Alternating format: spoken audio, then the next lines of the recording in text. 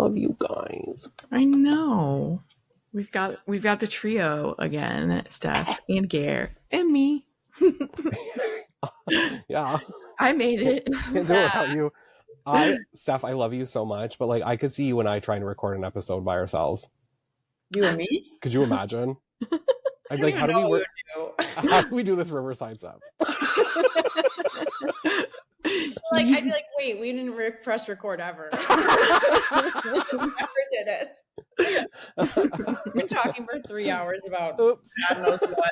Like, 3 books, 7 shows, gossip, and talk about. Too funny. Well, we are going to talk about fall hopefuls. Not necessarily all new releases, but I don't know why I said it that way. Releases, but ones that we're looking forward to reading this fall. Yeah. Because it's finally pumpkin spice season. And I know some people love to be like, I don't like that. And I'm like, that's fine. It's still pumpkin spice season right now. I don't drink pumpkin spice, but I love what it represents. Right. I drink enough pumpkin spice for all of us. Great. Same. Yeah. I'm a little the first week that it was out, I had 3 pumpkin chai lattes. Oh, nice. As you should. I couldn't stop. And I love like an apple cider donut. I don't have any of those near me yet. I need a friend. I have them at Dunkin'. Like pumpkin. Oh yeah, you're right. Oh man, I love pumpkin. I need some cream cheese frosting on a pumpkin bar. I just want cream cheese frosting like all over my body. We are just all hungry. I have an icebreaker. I'm excited. So, if you won a contest and they were like, you can be a character in any author's next book, who would you pick that you think would write your character justice? Oh, that's such a good one. Oh. Is it like you want to be in one of their stories, or you think they'd write you the best? It's like somebody that you want to be in their stories, but like you also think could like represent you the best, right? So like, love her so much, but like I would love to be in a Freida McFadden book, but I don't like. I think that like my character might not be the best in a Freida McFadden book because she's known for more like plot twists. Yeah. But then my answer is somebody that I think would like fucking crush my personality. You might as well go first. Yeah, you go first. I want to be in a Jennifer Hillier book. Ooh, yeah. You would do well there. I love her so much. And like for a thriller author, I just feel like she would represent me so well and have people be like, oh my God, I love this character. And then I would get like the most brutal death in the entire world. Yeah. And that is exactly what I want. My instinct, and I could be biased by the fact that I just saw her, but I feel like multiple of Rachel Harrison's characters feel so similar to me. That, like for this prompt, I'm like, and also there's horror, but there's also not like insane stuff happening, too. So it's like technically I would survive well in that world. Yeah. I think it would be her. Like Black Sheep, Steph and I were kind of talking about it too. But Black Sheep and it just came out. Play Nice. Both of those characters, like there are just some hilarious lines, but it also made me like, how's your relationship with your mother, Rachel? So also I think I would just fit in. It was a good one. I could totally see that. I mean, I've only read one of her books, which had like, I think you read The Return, right? Yeah, I think that had like 3 or 4 maybe female characters, and they were all like very distinct. Yes, like they weren't like characters that you would ever read in another book. Yeah, I think you'd really like the main character in Play Nice, Gare. I think you would too. I want all of her really paperbacks. bitchy moments. Or not bitchy, not bad bitchy, like great bitchy moments. Yeah. I don't really think there is bad bitchy. Men who wear sweatpants, like it's like so perfect to me. Yeah. She like, yeah. Her writing's just amazing. It's so entertaining. Yeah. I wonder if it's like a Canadian paperback. It might be. Is she Berkeley? Yeah. Yes. Yeah, they don't do that in Canada. Oh. Berks. That's stupid. Yeah. I want all of her paperbacks.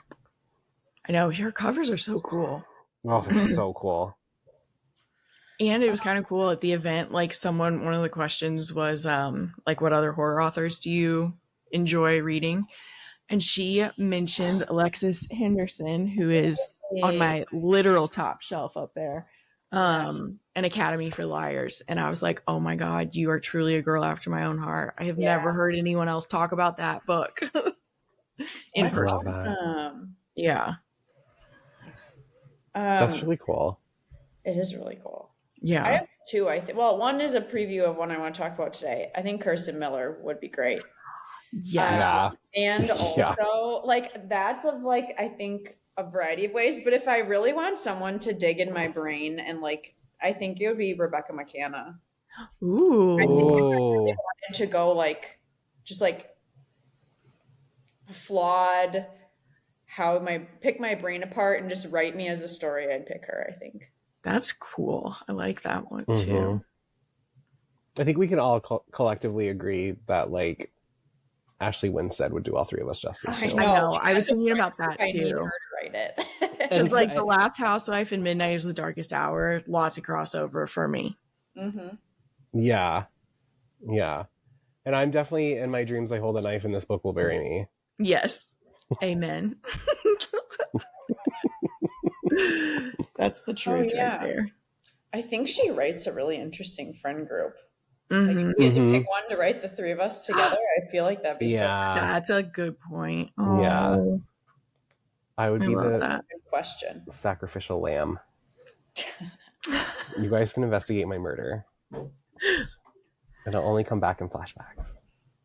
Like a fall themed thriller. You'll haunt like us. Somebody fucking stabbed him to death in a pumpkin patch. Isn't it so funny that you say like that? And I'm like, oh, that's such a cozy mystery then. And I'm like, someone just got murdered. No. Somebody just like stabbed to death. I could imagine if you were like, if something happened to you like in the summer and it was like in the middle of being outside, I'd be like, he'd never come here by himself. Yes. He was dragged here. He would never go outside in the nature in the summertime. This was not his doing. Yeah. It was 90 degrees out that day and humid. No. Somebody lured him here. Definitely. Someone dumped it there. The pumpkin spice coffee. Yes. They were like, it's fall over here, little boy. Like Hansel and Gretel. Do you ever think about like when authors write like a body was found and there's like a few mementos found, like what would be the things found by you? Ooh, that's a good one too. That's so an icebreaker good. on the fly. Gare would be a pumpkin spice cup and like I don't know. It would be like a pumpkin, my Murphy keychain, my Sarah Michelle Gellar keychain, and then my chapstick. My collection of keychains and my chapstick. Yeah, my collection of keychains and my chapstick. I feel like mine would be an emotional support water bottle. Yeah. Headphones, because I don't. That's how they got you. I'm listening to audiobooks anywhere I am. I was probably listening to a book while they killed me. Yeah. And I guess my phone. Well, or my inhaler if it was 90 degrees outside. Kate's dying wish is like, can you just let me listen to the last chapter? Yeah, I just want to know the end. I know what's gonna happen. Yeah. Hold on a second. Okay. I feel like mine would be my uterus necklace. Oh my gosh. I kept looking at it when I saw it when you were here. And then I was like, does it look like I'm just like staring at her chest? No. I'm like, whatever. Somebody thought it was a cross once, and I was like, that's what happened. Like at first, I was like, wait a goddamn minute, what? Hold the phone. And then I was like, oh no, that's not what that is. That is a beautiful floral reproductive. Yes, it is. I would. Have I seen this necklace? You may not have like seen it because I didn't notice it till I was in person with her. Small, but it's like a gold chain, and it has a little gold like floral reproductive system of a woman. Yeah. I also love when people who aren't religious get cross like tattoos and stuff. Oh, I know. I want like a cross right here. That would be cool. So an upside down one, like sometimes it would look upside down. Yeah. I love that. They would just be like, "What's that?" And I'd be like, "Oh, it just reminds me of Ethel Cain, not Jesus." I want bookish tattoos. Not like an insane amount, but even like small ones, like little. If we ever get together, we have to go get little tattoos. Yes, together. That's what we need to do when we all finally get together. Yeah. What would you get? I went through a phase where I was saving a bunch of different like cool minimalist book, like thin line book tattoos, basically. I really liked those. What else have I thought about? I mean, I would probably get something bookish. I'm not exactly sure yet, though. I would get like a thin line book tattoo. Mm-hmm. Or I would get like a little jar right here with like 3 little hearts in it for Jar of Hearts. That would be cool. Cute. That would be amazing. And then Jennifer Hillier would be like, restraining order. Yeah. No, she'd be like, I'm honored. I think she'd be cool with it. Mm-hmm.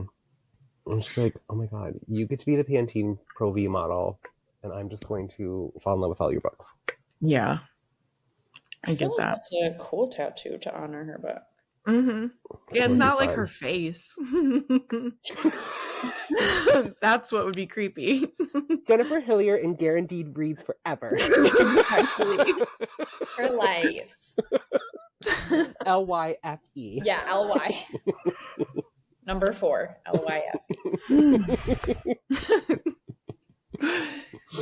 Oh boy. Well, have you read anything recently you just have to talk about before we dive into our fall ones? I finished the Reformatory by Tananarive Due. Oh my God. So emotional. Again, I feel like Gare, this is not one you just recommend to like absolutely anyone who's having any kind of day. Like it's really bleak and it's sad and important. I'm going to use that word that people are like, ugh, once you say something's important, but it is. But it was fantastic. I was so attached to the characters, and her writing is just like beautiful. Is kind of, even though she was writing about some of the stuff, the narrator really brought it to life. And the gist of the story, it's about a 12-year-old Black boy who basically defends his sister and gets sent to a reforming school, which is essentially like a plantation meets a prison, is basically what happens. And a lot, it's harrowing, like his experience there. But what I was going to say is the narrator also does a fantastic job. And I think it was so smart that they chose a female for it. Because like when he's like going through traumatic stuff and she's like talking in a little voice, you're like, oh my God, this is a 12-year-old. So, oh my God, very heavy. You like want to like be in that mood. Even sounds weird, but like you want to be like, don't read it if you're depressed right now, is what I'm saying. Yeah, but it's fantastic. It's really good. Damn. Is it like, do you think that people who do not like historical fiction would still like really enjoy the story? I think so, yeah. Okay. And and the other thing is it's the 1950s. So yes, that's historical fiction, but also it's 75 years ago. That's it. So it's like the other thing that it kept reminding me of is like, this was so recent. And a lot of people don't think it was that recent. So, and you're really, if you enjoy horror, like you're in, and it has a lot of those elements more than just historical. Yeah. Sold. Mm-hmm. Yeah. Okay. Anyway. I just finished Play Nice, speaking of Rachel Harrison, and I think that was one of my recent favorites. Just like her books just work for me. So they're so fun. I'm probably always going to get a relatively high rating unless something crazy happens. There's one left at my bookstore of the Reformatory. Really? I can't talk about anything that I read recently or what I'm reading now because I am going to talk about them for this episode. Oh, yeah. This was kind of fun because I just got this one on Libby literally this morning. So that's made me like add it to the list for today, and it's called Salt Bones by Jennifer Givhan, I think is how I pronounced it. It's Givhan. At the edge of the Salton Sea in the blistering borderlands, something is out hunting. Malamar, Veracruz has never left the dust-choked town of El Valle. Here, is that El Valle? I'm hoping so. Vayye. Here, Mal has done her best to build a good life. She's raised 2 children, worked hard, and tried to forget the painful, unexplained disappearance of her sister, Elena. When another local girl goes missing, Mal plunges into a fresh yet familiar nightmare. As a desperate Mal hunts for answers, her search becomes increasingly tangled with inscrutable visions of a horse-headed woman, a local legend who Mal feels compelled to follow. Mal's perspective is joined by the voices of her 2 daughters, all 3 of whom must work to uncover the truth about the missing girls in their community before it's too late. And I am going to read this last part because I think it actually kind of helps too. Combining elements of Latina and Indigenous culture, family drama, mystery, horror, and magical realism in a spellbinding mix, Salt Bones lay bare the realities of environmental catastrophe, family secrets, and the unrelenting bond between mothers and daughters. Sounds damn like it just has so much going on. And it was an aardvark book. And I lately I'm not subscribed, but I obviously see their posts and like other people's posts. And I've been like finding more books like where I wasn't seeing this anywhere else.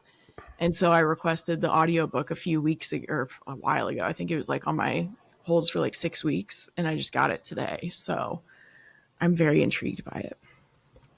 It sounds really good. It sounds very like the cover's very fall. I love the cover. Yeah. I'm always intrigued by Persephone. Mm-hmm.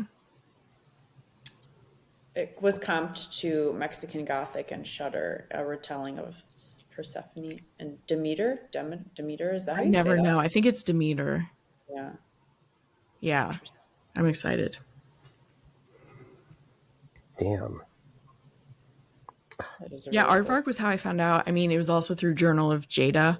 But she posted about Dissolution, which was one I talked about a couple of months ago. That was like a really fun time travel one with like an 80-year-old female protagonist. And it was just very good. Oh, yeah. So, Aardvark, if you want to sponsor me, you can. Yeah. Get the girl up. Yeah. Girl up.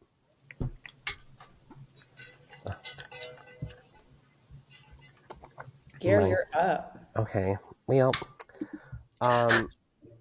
I have been so excited for this book, and I just read it this weekend, and I am completely in love with it. And like when I say that, like I was just excited for this book and thought it was gonna like itch something in my brain, it completely exceeded my expectations. So like not only did I love it, but I loved it even more than I thought I would. And it's called Keep This For Me by Jennifer Fawcett. Mm-hmm. I will never shut up about this book. Like this is my 2025 this book was written for me book. It is so devastating and beautiful and mysterious and creepy and atmospheric, and I'm obsessed. Wow. My comps would be, so it says I have some questions for you and notes on an execution would be the comps. Mm-hmm. Mine would be notes on an execution and local woman missing. Oh yeah, just you for said anybody that. Yeah like combines the two, like dual timeline too. Yeah. Oh yes. Say less. Mm-hmm. Yep. Oh, I already have it in my interested list. Okay. So fucking good. So one hot August night in 1993, a young couple go to a party. When their car breaks down, they are picked up by a truck driver who attacks the man and abducts the woman. She's never seen again. That woman was Fiona Green's mother. When the trucker Eddie Ward is caught, a mass grave of bodies is discovered in his backyard, but Fiona's mother isn't there. 30 years later, on his prison deathbed, Ward insists that he didn't kill her, so Fiona finds herself back in the small town where her mother disappeared. Fighting demons of her own, she's shocked when history repeats itself and another woman at another roadside breakdown disappears. Only this time, the primary suspect is Jason Ward, Eddie's son. Desperate, Fiona hunts down answers, unaware that she is being drawn into a dangerous trap. so good. Oh. I was muted, but I am about to start this one. Oh yeah. Yeah. Yeah, it is. It is good. It is good. It's Yeah, like I'm way excited. more than you're expecting, if like character wise. Yeah, I love when that happens. And you're like, oh, there's like a whole depth going on or whatever. Yeah, and like the atmosphere in it is just chef's kiss. It's rainy and Sounds cold. perfect for fall. Yeah, it's like there's like so much mention of like everyone like being cold. You'll love it. You know, I love that. Yeah. Oh my. And for anyone who's interested, she'll be on the podcast in October, I think. Oh hell yeah. When does it come out? October 7th. Yes. So that's when the episode will air. And might be a duo interview. Fun. Yeah, I'm gonna be there. You better. Kate told me, she was like, oh, I was like gushing about the book. Kate was like, I'm interviewing her, and I was like, when? And she told me when, and I was like, I'm hopping on. Invite me. I'm hopping on. I'm hopping on. Oh my gosh. Oh, that'll be good. Yeah, so I'm excited.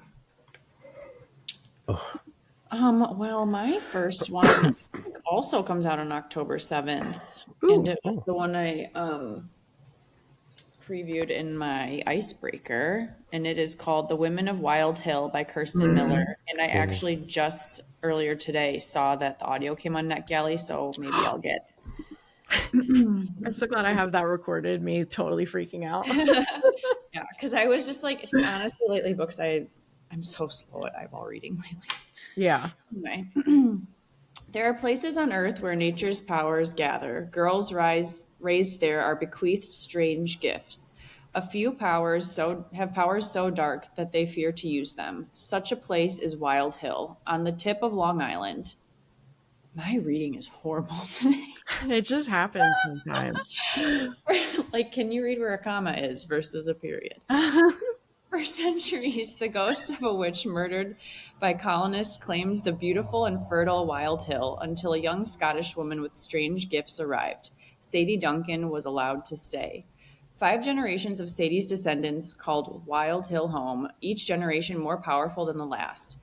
Then, in the aftermath of a terrible tragedy, the last of the Duncans, once prophesied to be the most powerful of their kind, abandoned their ancestral home. One of them, Bridget LaGuerre, moved to California and turned her dark gift into fame and fortune. Her sister Phoebe settled on a ranch in Texas where women visit in secret for her tonics and cures. Phoebe's daughter, Sybil, became a famous chef. Seemingly powerless, Sybil has never been told of the Duncan bloodline. Now, Bridget, Phoebe, and Sybil have been brought to Wild Hill to discover their family legacy. The old one, furious at the path mankind has taken, has chosen 3 powerful witches to turn the tide. The Duncans will fulfill their destinies, but only if they can set aside their grievances and come together as a family. I'm so excited That's for this a one. lot going on, but I'm interested to be so like, good. okay, the powers combine, like Captain Planet. Yes. She's like, Put together, just wait.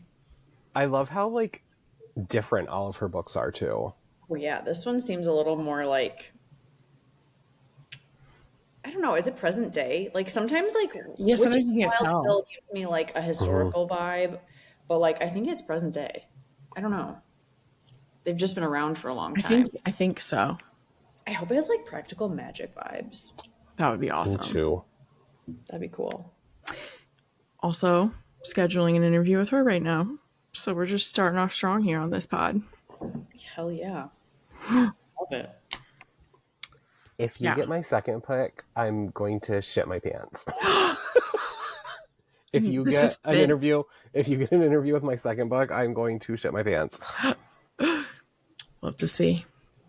Ooh, I guess I'll get going on mine so that we can find out who Gare's talking about. Tension. I just got this one on NetGalley, I think last week. It's Cursed Daughters by Oyinkan Braithwaite. I think it's Braithwaite. It might be Braithwaite. Mm-hmm. This one just sounds so good for so many reasons. Yeah.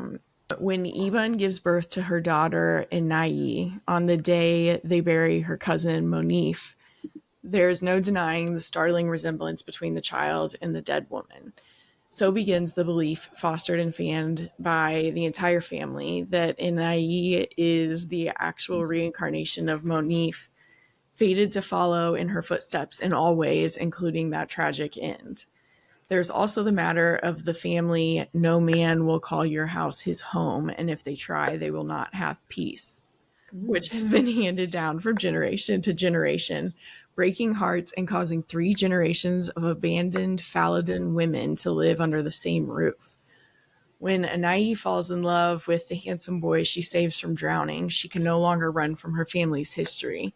As several women in her family have done before, she ill-advisedly seeks answers in the older, darker spiritual corners of Lagos, demanding solutions. Is she destined to live out the habitual story of love and heartbreak? Or can she break the pattern once and for all, not only avoiding the spiral that led Monif to her lonely death, but liberating herself from all the family secrets and unspoken traumas that have dogged her steps since before she could remember?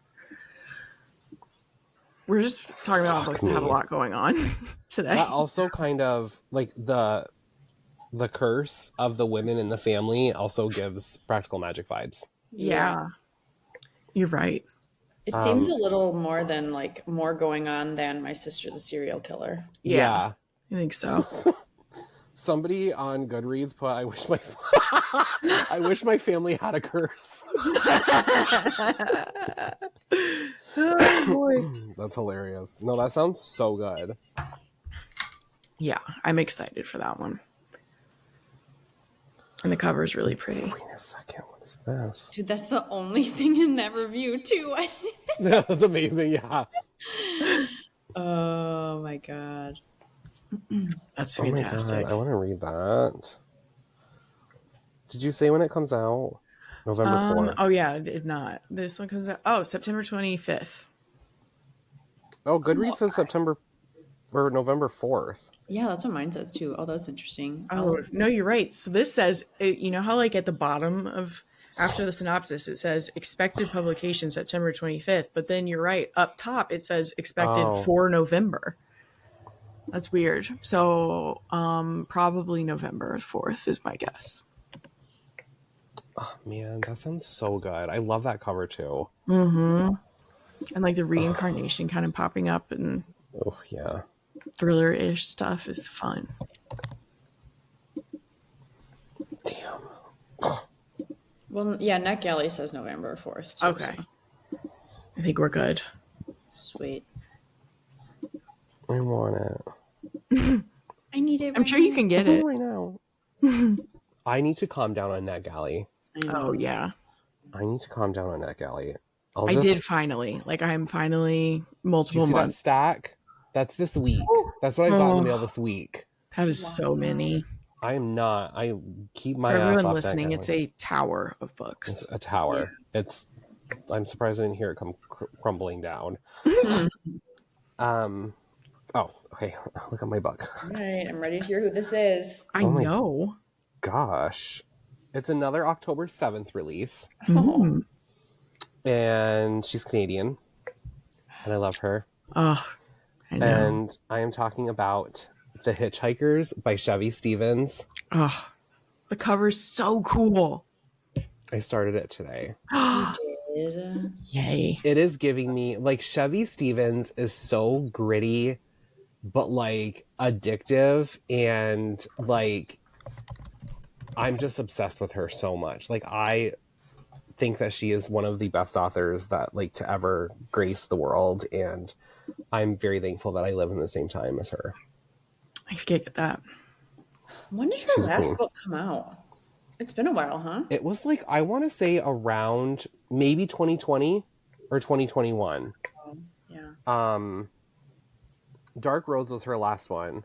And that came out 2021? August 3rd, 2021. Wow, okay. Like, she's another one I would get, like, a Chevy Stevens tattoo. Yes.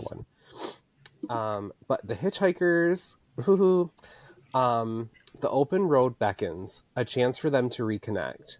Then they make a fatal mistake. It's the summer of 1976, and Alice and Tom set out on the remote Canadian highways in their new RV, hoping to heal their broken hearts after a devastating tragedy. They've planned the trip perfectly, taking care of every detail. Then they meet two young hitchhikers down on their luck and offer them a ride. But Simon and Jenny aren't what they seem. They've left a trail of blood, destruction, and madness behind them. Now Alice and Tom are trapped, prisoners in a deadly game with nowhere to turn. As the tension builds, the lines blur, and the question becomes, in whose heart does evil truly lie? What secrets are Jenny and Simon hiding, and who will live another day? Yeah, that one sounds really good. It's a road trip, Steph. It's like it's giving like the 70s vibe. Like I'm imagining kind of like Once Upon a Time in Hollywood, Quentin Tarantino, like when I'm reading it. But like also like a very good representation of how like beautiful but like also how scary Canada can be when it comes to like camping and stuff like that, you know what I mean, like atmospherically, I guess. And the characters are like, I've read 75 pages today. And I already have my cast done, and I already made my little movie poster because I was just so like inspired by it. Yeah. Wowza. It's good. I love her. I love her so much. Yeah. My request is pending, but I will read it once it comes out. Yeah. I feel like her books, kind of like they were saying with the Reformatory, like you kind of have to be ready for some emotion. Yeah. Some hard times. Yes. Dark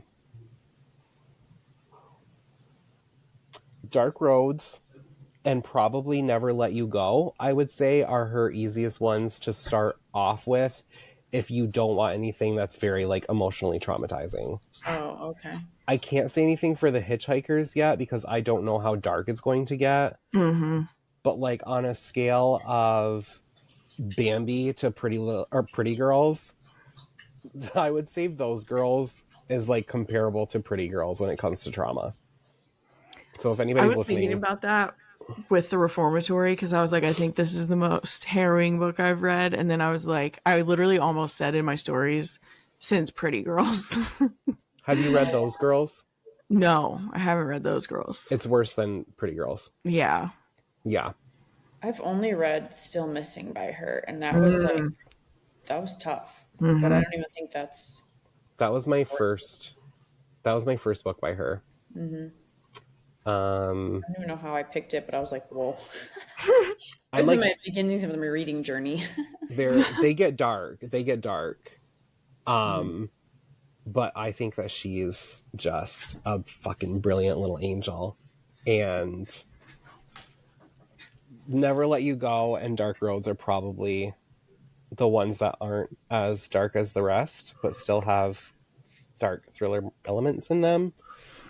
Those Girls is the most traumatizing by far. Yeah. That one's really rough, but it's an amazing story.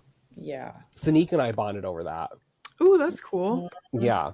Because I was like, why do I love this book so much? But yeah. Right. Chevy Stevens is my girl. And super exciting news, the Canadian cover is different than the US cover. Ooh. So I'm gonna be collecting them. Like the Canadian cover is freaking gorgeous. Well, a little segue. I also just started my next pick.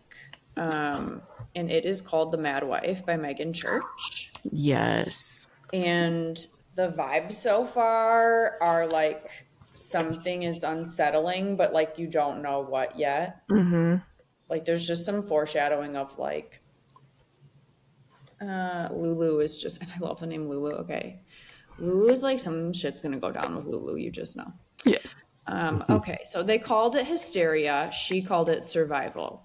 Lulu Mayfield has spent the last 5 years molding herself into the perfect 1950s housewife. Despite the tragic memories that haunt her and the weight of exhausting expectations, she keeps her husband happy, her household running, and her gelatin salads the talk of the neighborhood. But after she gives birth to her second child, Lulu's carefully crafted life begins to unravel. When a new neighbor, Bitsy, moves in, Lulu suspects that something darker lurks behind the woman's constant smile. As her fixation on Bitsy deepens, Lulu is drawn into a web of unsettling truths that threaten to expose the cracks in her own life. The more she uncovers about Bitsy, the more she questions everything she thought she knew, and soon others will begin questioning her sanity. But is Lulu truly losing her mind, or is she on the verge of discovering a reality too terrifying to accept? There is an author's note before you start the book that is like, I saw that. You need to put this down, put it down. Mm-hmm. Yeah. So I'm very intrigued. I saw that too. Because like right now I need to read the Jennifer Fawcett one. What is, why can't I think of the title? Gare just talked about Keep it. this for me. Yes, I need to read that. And then those are the next two I need to read on NetGalley right now. And then The Mad Wife. This one comes out September 30th. It was October, but now it's September 30th. Yeah, that's what I just got a PR package from them with this book, like yesterday. I'm so and jealous. it has like a sticker and like a little Mad Wife patch that you can put on like a jacket. Yeah. So That's I adorable. just got this book, and like the fact that there's something in there saying like if you need to put this down, go ahead. Like she's gonna. I'm so. This is just fascinating. She's gonna be here on September 30th when it comes out. She's gonna be in Indiana for her pub day, but Lane Fargo is also gonna be here, and I'm gonna be making content with her. I'm like, gosh. How are there two really cool authors in Indiana on a Tuesday? Like, I'm moving to Indiana. You really might want to. You live in Carmel so that we can stay there in the library. Yeah, all those author events. Yes, sure. Yeah. Do they have Marco's Pizza? Yeah, in India? We actually have one in my little town. I keep seeing how like Marco's is actually the best fast food pizza, like compared to like Pizza Hut and Domino's and everything. So, and I was like looking, and I was like, well, we don't have one here, and it said that it's like more of a Midwest thing. So, okay, I'll move to Carmel. Has it. Yeah. Okay. Figure it out. Pack your shit. We will go to all the author events. Midwest, baby. Yeah. Pack your babies. We're going to the Midwest. He's like, okay, Dad. Yeah. So yeah, I'm excited for that one. I need to clear some time for it because I have to use my eyeballs. I can't just listen. Oh yeah. Yeah, it's I think it's gonna be good. Yeah, I think so too. It kind of gives me Steph, when is it? The Jess Lowry. What was the Jess Lowry book? That was like 50s. Bloodlines. Yeah. It kind of like gives me a little bit of that vibe too. Mm-hmm. I think so. I think I can't. It kind of is giving a little bit The Devil and Mrs. Davenport as well, but I'm so quick into it. I don't know like what the mystery is. You know what I mean? I have no idea what it could be, or if it's just womanhood. Like I don't know. Yes, true. That reminds me when I interviewed Catherine Faulkner for the Other Mothers a couple of years ago. I was like, is there something that like draws you to writing about like motherhood? And she was like, in her cute little British voice that I won't try to imitate, she was like, honestly, it's because motherhood is terrifying. And I was like, get it, girl. Yeah. Also, her new book is really good. Oh yeah, the Break-In. The Break-In, yeah. Yeah. Very good. Very good. So much to read. I know. Well, this is another one that I think might have been an aardvark book. No, I don't know. No, I don't think so because it doesn't come out until October 7th. But it was Journal of Jada who posted about it. And I was like, that looks interesting. And then she just posted how much she enjoyed it. So it's called Alchemy of Secrets by Stephanie Garber. Keep scrolling. It starts with a class in an old movie theater. Yeah, the cover is very, very, very fun. Folklore 517, local legends and urban myths taught by a woman called the Professor. Most students believe the professor's stories are just fiction, but Holland St. James has always been convinced that magic is real. When she tracks down a local legend named the Watchman, who can supposedly tell you when you'll die, the world finally makes sense. Except that the Watchman tells her she will die at midnight tomorrow unless she finds an ancient object called the alchemical heart.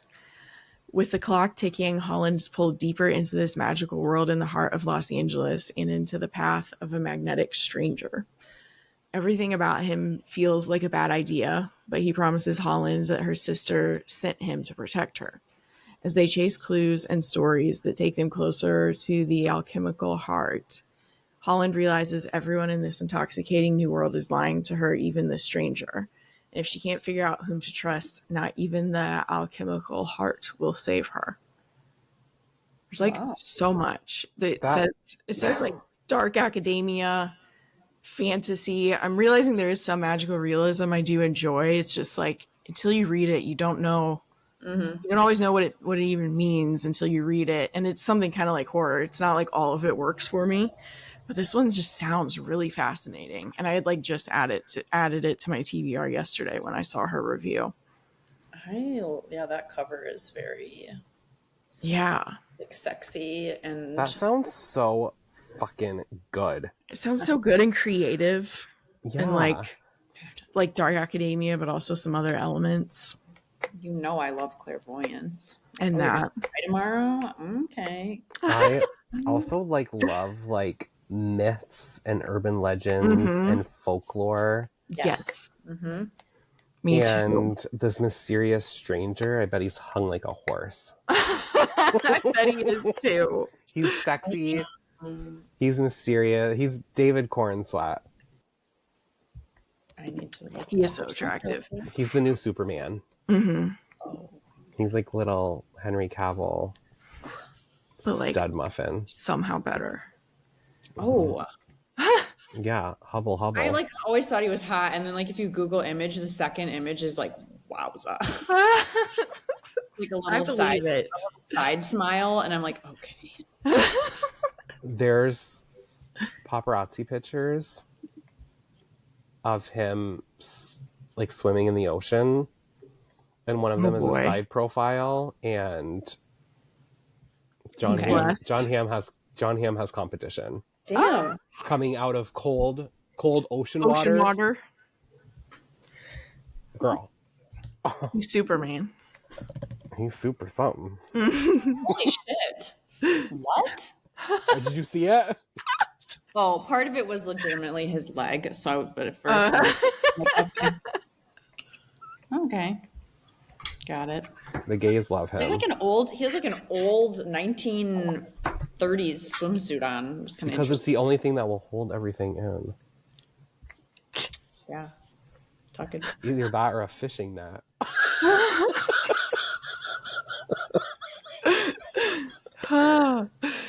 He's arching back and just sticking his hips out. You know what you're doing. Yeah. And we thank you for it. Thank you for your service. So Alchemy of Secrets comes out October 7th as well. So that's going to be very, very exciting popular day. It is. Maybe that's why the Mad Wife got pushed up. Oh, that's a good point. Maybe. Did you see John Marr's hilarious reel about how he was like, my book was supposed to come out this day, and then we changed it because I got McFadden. So Freida had one coming out. And he's like, and so then I changed it. And then today I just found out I got Hoovered. So Colleen Hoover so he's changing his pub day again, but his reel is so funny. I was like, what a guy. And it was one of those things where I went to comment to say this is amazing. And then Instagram refreshed, and I was like, are you fucking kidding me right now? But I need to go find it again. I need to watch that. I love him so much. He's so funny. It's kind of crazy though. There was, so Colleen just announced hers, and I think Tal Bauer, he likes MM Romance, just announced his book September 13th. Whoa. It comes out in 2 days, and he just announced it. Oh wow. Yeah. Interesting. And the Kindle version says it's 800 something pages. Holy shit. That's a lot. So, and I'm dying for it. So I'm ready. I'm ready for all these. I'm ready for all these surprise releases. I'm very excited for Colleen, Freida, and John. January is going to be so much fun. Yes. But I'm also excited for October 7th. Clearly. Because speaking of Freida. New one again? Yes. Yeah. So she has one October 7th, which is my next pick. And then January 26th is like one that's like a advice columnist trope, I think, which I don't see a lot in thrillers, so that sounds good. But The Intruder comes out October 7th. I love the cover. Here it is for all you folks watching on the YouTubes. Oh, yeah. Mm-hmm. Give me a little rain and some Shattered broken glass. Mm-hmm. Handprint. Freedy. There's a giveaway on Goodreads if anyone's watching. Or I'm staring at my arc right now, and I'm like, I need to flip those pages open. Who knows what the storm will blow in? Casey's cabin in the wilderness is not built for a hurricane. Her roof shakes, the lights flicker, and the tree outside her front door sways ominously in the wind. But she's a lot more worried about the girl she discovers lurking outside her kitchen window. She's young, she's alone, and she's covered in blood. The girl won't explain where she came from or loosen her grip on the knife in her right hand. When Casey makes a disturbing discovery in the middle of the night, things take a turn for the worse. The girl has a dark secret, one she'll kill to keep. If Casey gets too close to the truth, she may not live to see the morning. Whoa. This is your biggest fear, is like home invasion. Yeah. Yeah, I mean, mine is like not usually like a child. Well, yeah. Mine is like somebody breaking into the house. I'm guessing from this, maybe Casey invites her in because she's like, why are you covered in blood, little girl? I would not do that. I would be like, call your mom. True. If she loves you, she'll drive through the hurricane to come get you. Yeah. Here's a bottle of water. Right. You ain't fooling me. Now, if Jacob Elordi shows up covered in blood and he's like, I need help, I would be like, let me run you a bath. Yes. And you want a home cooked meal? Stay in the bathroom after you leave. Yeah. I'm going to make a candle. But yeah, it just sounds, I love a storm in a book. Mm-hmm. I love a storm in real life. I do too.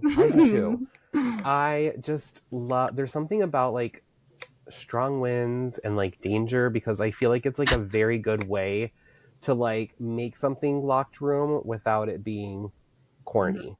Mm-hmm. Or like, you know. Yeah, I get that. Far-fetched. Where it's not just like, 8 people stuck in a room. Yeah. Like what do you mean you forgot to fill the tank with gas? I know. That's like that's where those get so tricky for me. Yeah. Because there's so many convenient cliches that kind of have to be there to do it. I actually just read No Road Home did a good job with it. Yes, it did. And it was more symbolic, some of the weather stuff too. So I think that's why it worked. I just read The Wasp Trap by Mark Edwards. I've been seeing people posting about that. Yeah, me too. It is one of the most unique ways to have a locked room mystery. Whoa. I didn't know it was a locked room mystery. That's high praise from you, since it's not your thing. Not my thing. My thing. But it was, yeah. Yeah. Oh yeah, Mark Edwards. I remember him talking about this at Thriller Fest. I forgot about this. It was really good. It was very twisty. It was very twisty. Oh yeah, the blurb from Lisa Jewell too. Mm-hmm.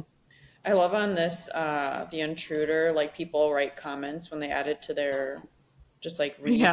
And one's like, the devil works hard, but Freida works harder. Yeah, right. Yeah, people have like funny comments in here. I just realized, I think this book I just finished, but I want to talk about it. It's a September release. It comes out on the 16th next week, but I think it was a locked room now that I think about it, and I didn't even hilarious. Because I just kind of went into it blind. So I had texted Kate, part of the author's note was in the beginning of this one, and she talks about like Rihanna and Chris Brown and how we like don't believe women and we would rather believe like a man. And so like that's like I like that she put that before, because you kind of know you don't know everything, but you know kind of maybe what she's trying to say, but that doesn't necessarily mean that's how like there's going to be a happy ending or anything. So this is called Through Our Teeth by Pamela N. Harris, and it is a YA. I would say the pacing is, to me, felt kind of like Meagan Lally. Like I was all of a sudden like 30% in, and I was like, how did that happen? Wow. And that doesn't happen to me very well. But just keep in mind when you're reading it, it is YA.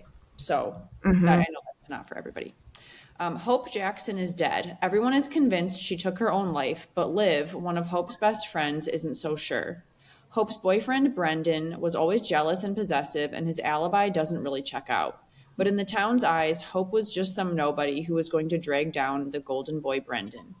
So with the help of Hope's other two best friends, Kizzy and Cherie, I think that's how you say it, Liv is determined to bring Brendan's actions to light. Together, they vow to make him pay. But as their actions keep escalating, Liv begins to have second thoughts, especially as she's realizing that Brendan may or may not be the one with the motive or opportunity to kill Hope. Is Liv really getting justice for Hope, or is she just helping one of Hope's so-called friends cover up their lies? Wow. This synopsis tells you nothing about what the book is. I mean, it really? tells you about, like, the vibe of the book. It tells you nothing about, like, the plot, which I actually really like. Yes, I do too. I've been appreciating that more. Yeah, I was like, wow, you have no idea where they are, what they're doing, any of the events. So no wonder I didn't really realize what was happening. Right. That sounds so good. It was very fast paced. I love that title. Yeah. Well, and the Tiffany D. Jackson comparison too. And then I was scrolling down. Did either of you read The Scammer, the one that just came out from Tiffany D. Jackson? It is still pending in my NetGalley. Okay. Oh, it hasn't come out yet. Okay. I knew I had seen the cover. It's October 7th, by the way. Oh, of course it is.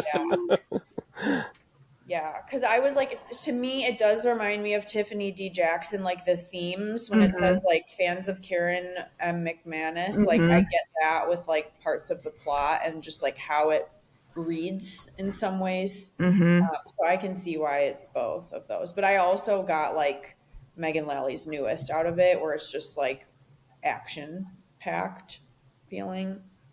Is it a little wild? Yeah, but maybe you're in the mood for that. Yeah. You know, like I'm never not in the mood for wild. Yeah, like if you're like, hey, I want something that's like, what the hell's happening here? Right. These teenagers are crazy. Perfect. That is something you can put in a book that I will always believe every single time is like, if you have like a character that like does something unhinged, I'm like, okay, maybe.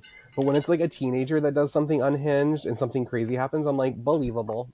Oh yeah. It has a lot, and like there's a lot of talk about just like mental health and like how like bullying affects people and like the little like spider webs that happen because of it. And I'm like, it's wild, but it's maybe kind of, but like I think the themes are not wild.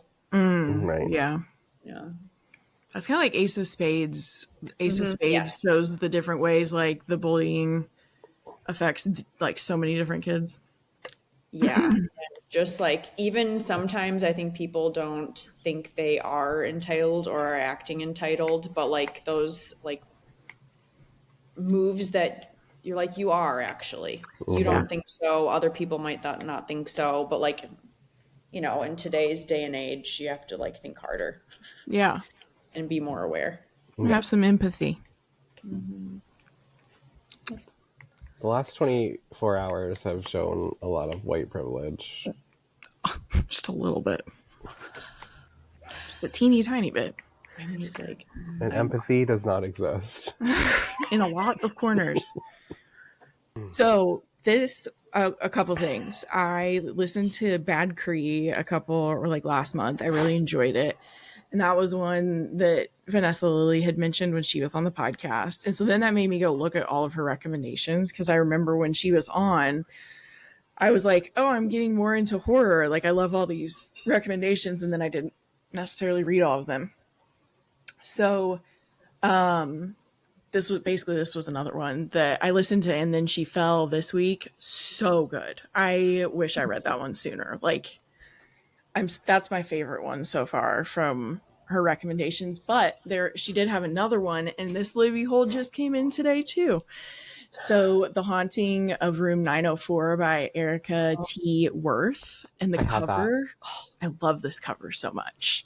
Did you read her other one? No, White Horse. It's like, I think if I like this one, I'll request that one too. But yeah, I'm excited for this one. Olivia Basente was never supposed to have the gift. The ability to commune with the dead was a specialty of her sister, Naish. But when Naish dies unexpectedly and under strange circumstances, somehow Olivia suddenly can't stop seeing and hearing from spirits.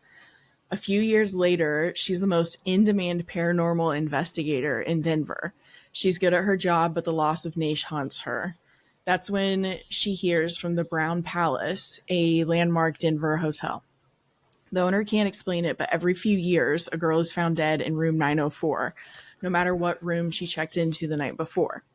As Olivia tries to understand these disturbing deaths, the past and the present collide as Olivia's investigation forces her to confront a mysterious and possibly dangerous cult, a vindictive journalist, betrayal by her friends, and shocking revelations about her sister's secret life. I just got excited all over again reading that synopsis. I do love a repeat happening in a hotel room. Yes. Yeah.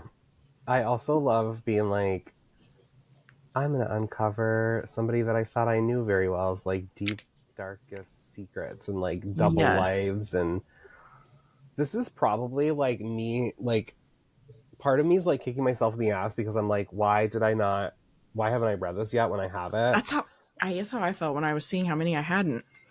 But then I'm also like, maybe this is a sign for me to read it with you when you pick it up because we could dive in together. You should. It'd be fun. I have like a list. I have a pile of like indigenous thrillers and horror books. Yeah. And like all of them are already out, but like I will read Pretty Girls until the day that I die. But like with indigenous stuff, because it like hits so close to home, I'm like, I don't know if I'm ready. Like Only the Good Indians by Stephen Graham Jones scarred me for like 3 weeks at least. I was like, I cannot. If I'm driving at night, like I don't care if I look over here and I see like a deer or anything because like I don't want to. That's even like that a lot of like makes me scared of deers at night. A lot of like the folklore like around our reservation. There's like one of like they called her the Corn Lady. And there are certain roads on the reservation that, like, if you drive at night, they say that, like, when you're driving, if you look into the cornfield, you can see her running through it alongside your car. Oh, that's scary.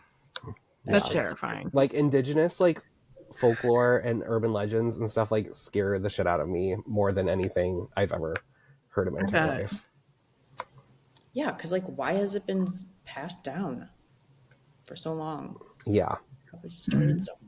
Yeah, like I won't say it out loud because I'm nervous, but like sometimes on TikTok things will pop up on my TikTok about like things that are urban indigenous legends, and like one of them scares the shit out of me, but it's basically whatever this is, like your cheek skin, second word, and then oh yeah. Should I say? Do you want me to say it out loud? You can say it out loud. I'm not. I'm not. We'll just not say it. We'll give it the Voldemort treatment.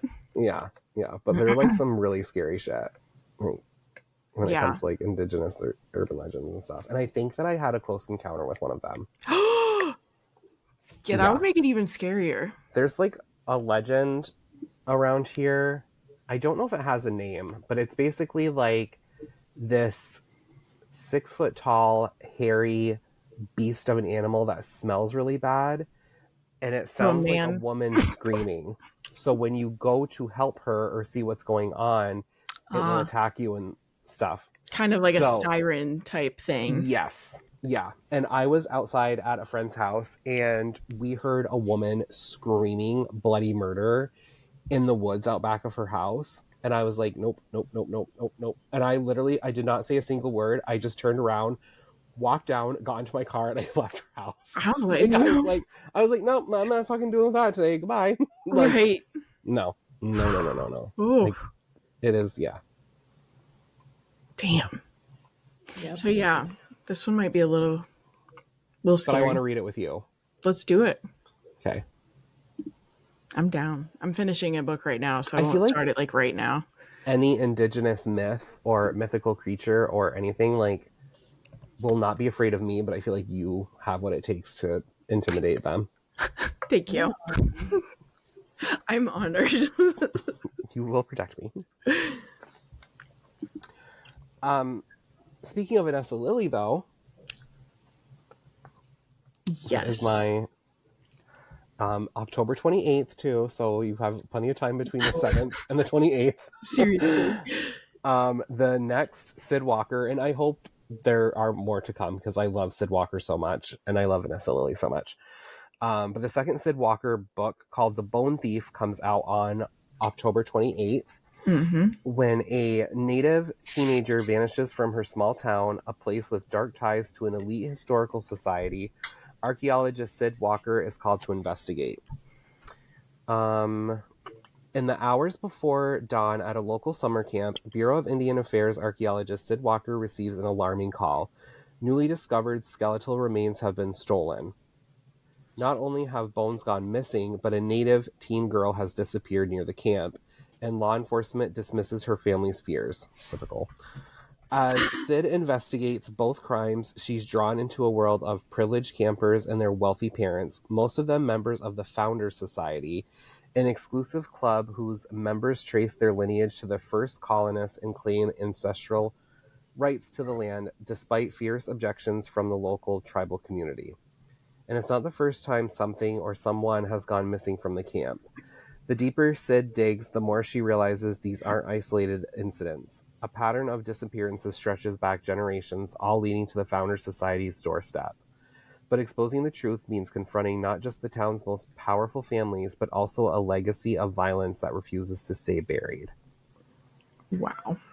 People in power just always ruining everything. Mm-hmm. I know that I'm like little Mr. Comp King. It was a Comp Queen. You can be the comp queen too. But it's kind of giving like the historical society that was like doing bad shit in Vampire Diaries. Oh. Yes. Who are also all white. I mean, always. Why wouldn't they be? So I'm like, look at me as a koala.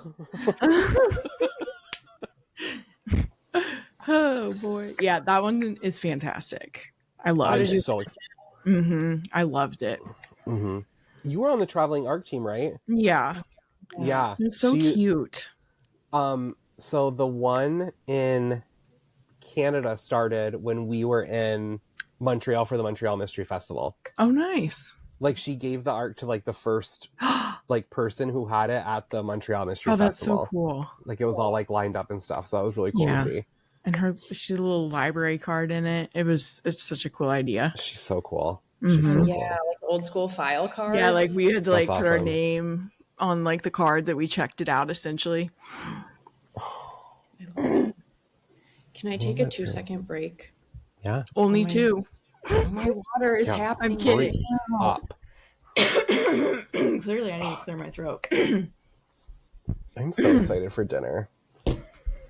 I got a dill pickle pasta salad kit from Aldi's. Ooh, that sounds good too. Yeah, I hope it's delicious. I'm going to have that, and I'm going to have Caesar salad wraps with extra hot sauce. Mm-hmm. That sounds amazing. I want pizza ever since you talked about Marco's. I want to go to Marco. I got to fucking move to Indiana. It's crazy how many authors are coming here. I have nothing. I can't believe, like, she's, like, obviously way outside of our normal genre, but I can't believe R.F. Kuang was here for her pub date. Like, she's international. Like, why was she in Indiana? Maybe it's because they're noticing that a lot of people are, like, traveling. Yeah. And, like, a lot of people are, like, if these events are selling out, they're going to use that as Yeah, leverage. I couldn't even go. and I like tried to get tickets like a month before, and it was already sold out.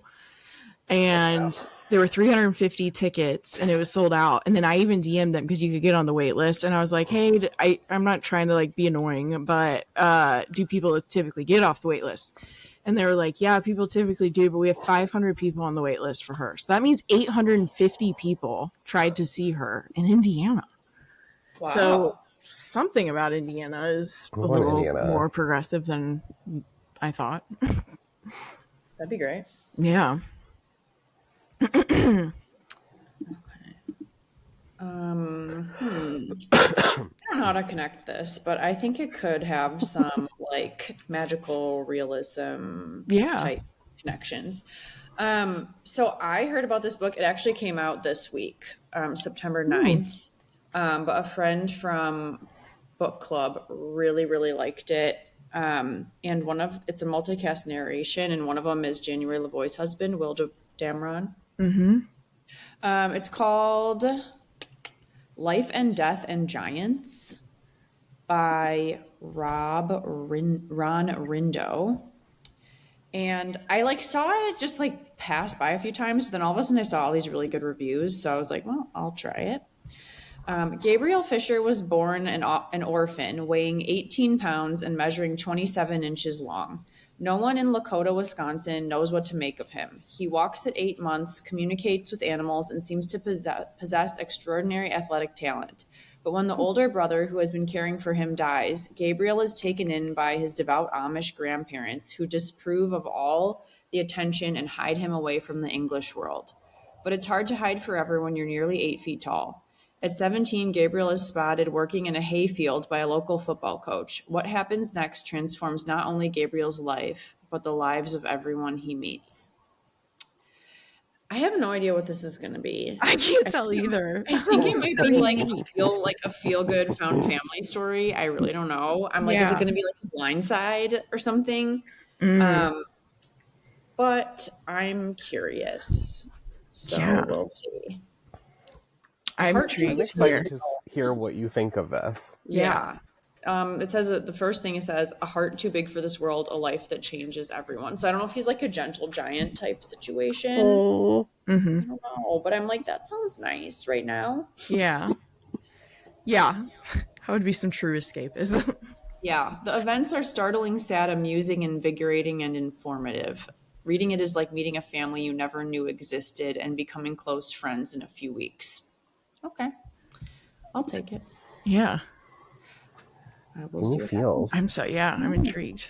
I love when you have ones where I'm like, none of us know what's happening. We're like, you'll have to report back.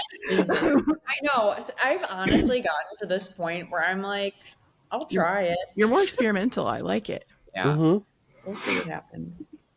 And I'm like, am I going to be just like a puddle on the floor at the end? Maybe. I don't know.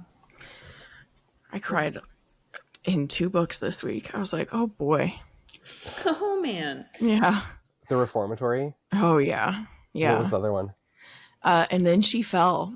The last the last 2 or 3 chapters are, it might have been like all one. I can't remember, like probably like the last 40 minutes or whatever I was listening to it, is really powerful in a way that I was not expecting at all. Oh. Like, and not in an out of nowhere way. I just, because she has a kind of fun, the other fun part of it is like the prologue for And Then She Fell is so unique. And it's like this Mohawk woman, Alice. It's back when she was a child, but like Disney's Pocahontas comes out of the TV and like starts talking to her and like sets the record straight about like her name wasn't even Pocahontas.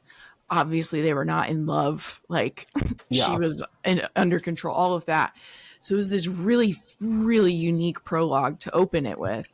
And so then throughout her life, she has interactions that are that kind of magical realism or like spirituality. That's kind of like the other fascinating part of it.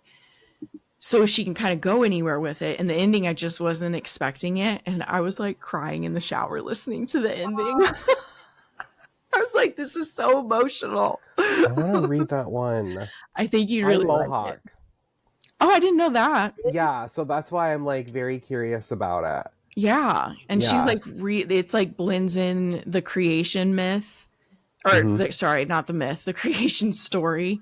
So there's like that woven throughout it. I was so impressed by like how many things I feel like happened and she talked about in like a 300-page book. It's really good.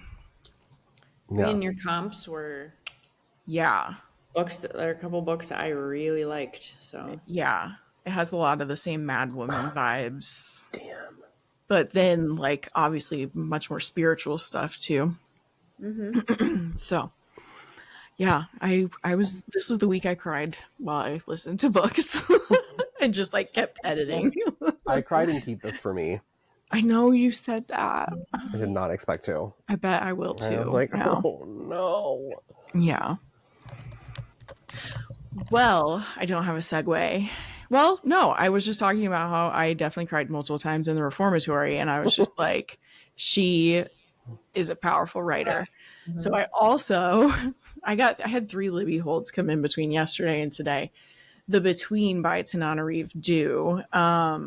The hardback cover is so cool. So if anyone's looking on Goodreads and you get a cover that looks early 2000s, it's because it was early. Oh, it came out in 1995.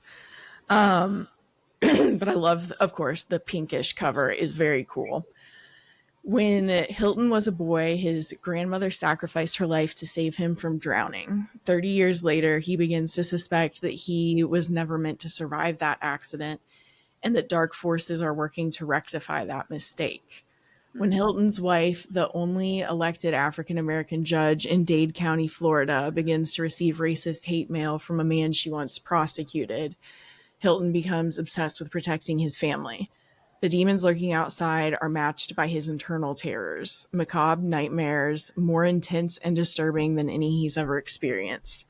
Are these bizarre dreams the dark imaginings of a man losing his hold on sanity, or are they harbingers of terrible events to come? As Hilton battles both the sociopath threatening to destroy his family and the even more terrifying enemy stalking his sleep, the line between reality and fantasy dissolves. And it says, chilling and utterly convincing. This is a haunting story of a man desperately trying to hold on to the people and life he loves as he slowly loses himself. Only 304 pages, it says. Yeah, it's one of her short ones. Yeah. Damn. Wow.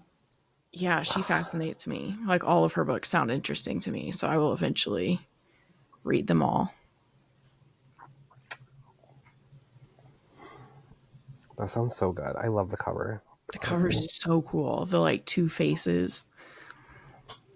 Ooh, the colors in it. Go ahead. The what? The colors in it remind me of this book that I read in high school that I probably should not have been reading in high school. Called Addicted by Zane. And it's about a woman who's a sex addict. Oh. I think they turned it into a movie with Sharon Leal, maybe. But yeah, that sounds very good, and I do love the cover. Yeah, I love that. One of the reviews said it's a banger of a debut novel. It must be the first one. So. Yeah. Wow. She has so many that I want to read. Right, same. Because she has a haunted house one called The Good House, and that one's 20 hours long on audio too, and like 600 pages as well. Yeah. Oh, I love the cover to that too. Yeah. That one is in my holds, so I will read that one eventually. My Soul to Keep, The African Immortals, Book 1.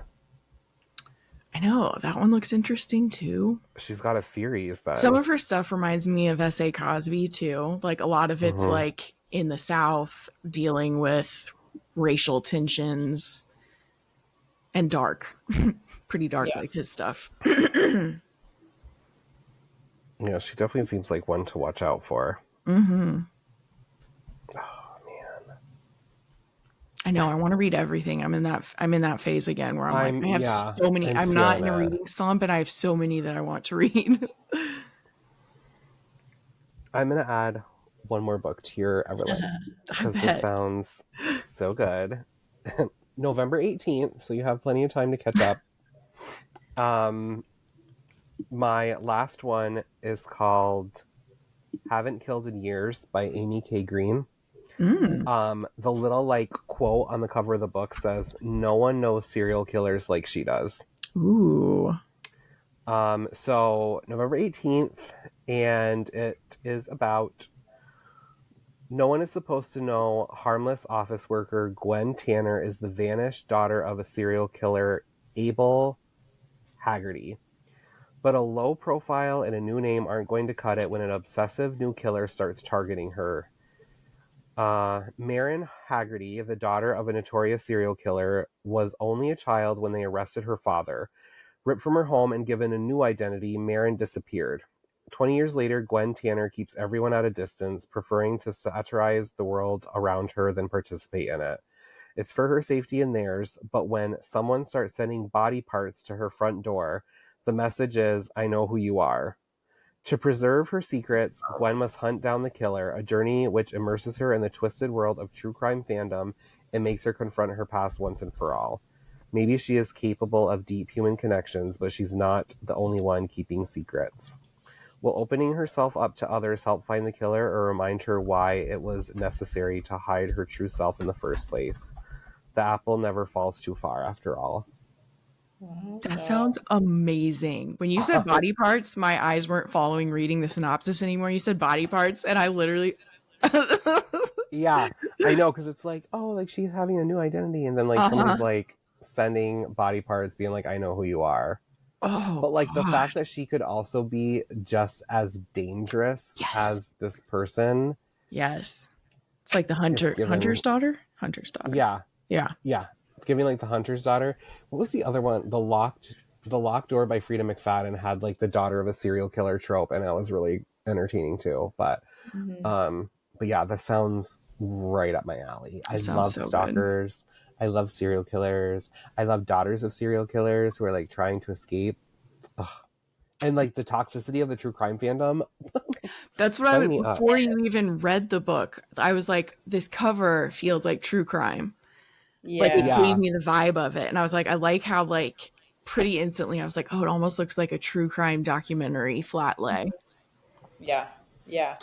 I love how it went from like true crime experts in thrillers to like true crime toxic fandom in thrillers, because like it's getting more and more like toxic as like I love to watch true crime documentaries and like listen to podcasts, but like I am not actively on Twitter and everything and then TikTok coming up with my own conspiracies and trying to like defame the names of like innocent people.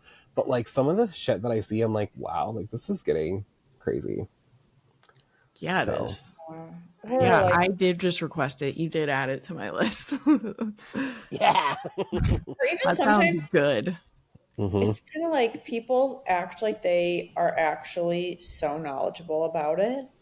Like they're part of the investigation team. Yeah, like it almost gets parasocial. Yeah, or like so they'll like go and like claim all these things on like about I'll take like Ashley Winstead or something. Like they'll be like, well, actually, blah blah blah blah blah, and so like I'm like, how do you know? Like, you know what I mean? Like, did you see that on TikTok or something? Like, how do you know? Well, it's also like all of those people, like with that Idaho case happened, and they were like condemning this like poor kid who walked two of the girls to like a food truck.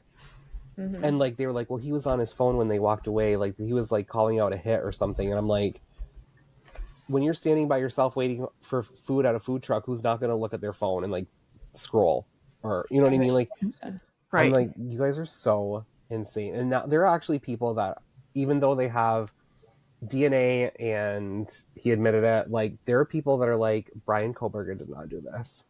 And they believe it. Yeah. And they believe it. Yeah. Because they didn't get a few answers as the answers that they do not deserve. Right. And they like come up with their own little theories and they think that they're right. Mm-hmm.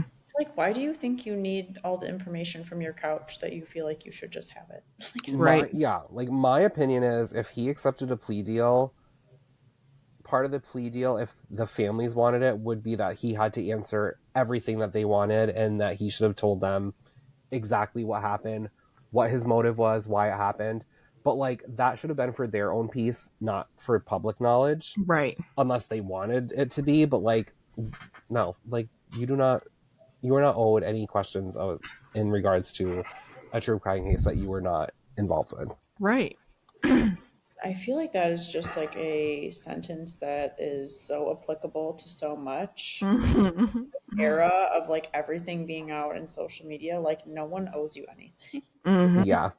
Like, Yeah. why? What do you think they did? For real.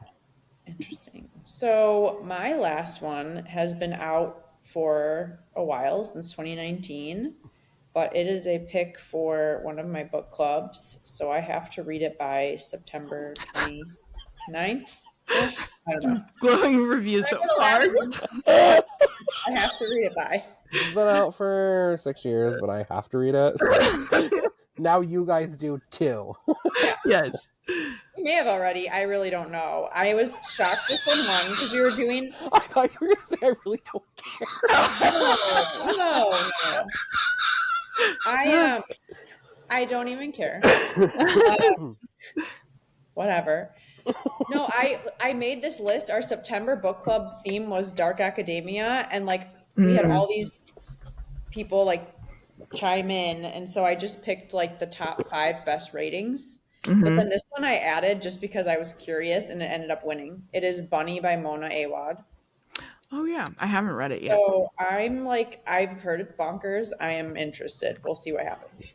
I was shocked that it won, to be honest. Like I was, just because I was like, yeah, I was like, because all these books are rated like 4, whatever. This one is a 3.4. I think it has a great cover. Yeah. And it's a little bit like, oh, what is that? Like the cover makes me curious. Bunny is dark academia. Like I think that appeal like gets it votes. Yeah.